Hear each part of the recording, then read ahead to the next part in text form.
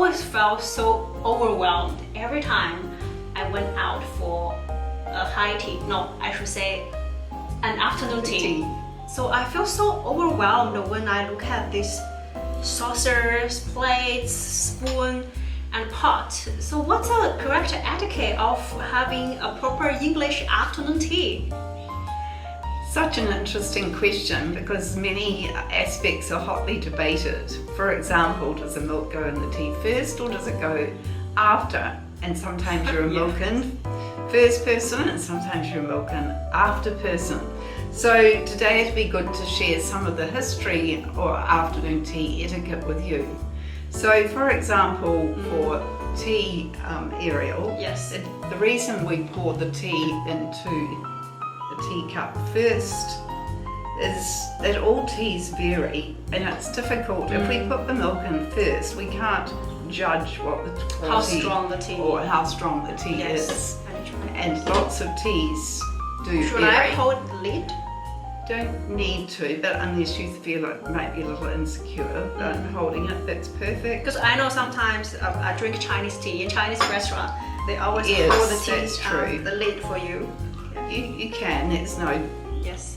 right or wrong there, but the important thing is not to overfill the cup as well. So how full should we fill the cup? I'd say 3/4, and Three-quarters. so if you're serving someone, you shouldn't be pouring all the tea at once. You should do it individually for each person, and then when you're pouring it, you can ask, did they care for sugar, milk, or perhaps even a lemon slice? Should you care for?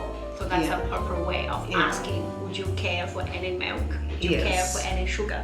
I think that sounds Yes. a little bit more attractive than saying, do you want to have that in your coffee? So language is important as well Mental in terms note, of yes. Yes. graciousness here. So you poured, then you can take your milk, Yes. and some people prefer, that's why it's good to have a separate milk jug.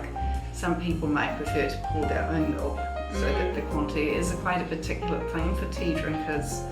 So you pour the amount of milk you like, Yes. and you can do that as a host. You would do that for the person, or you can ask if they would prefer to pour their own milk. So milk after the tea. So first tip there is milk. Milk and last, in actual fact, is the correct etiquette. And then if people care for sugar, you might have loose sugar or sugar cube. Again, just gently, and you don't want to be holding up things high, just be subtle. Subtle, yes. There, may I offer I'm you fine. the sugar? I'm fine. You're fine.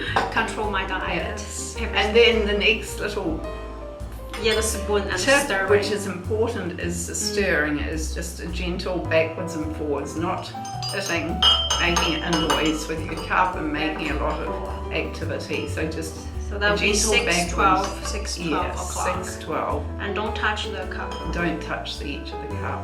Okay. And where shall we position this spoon?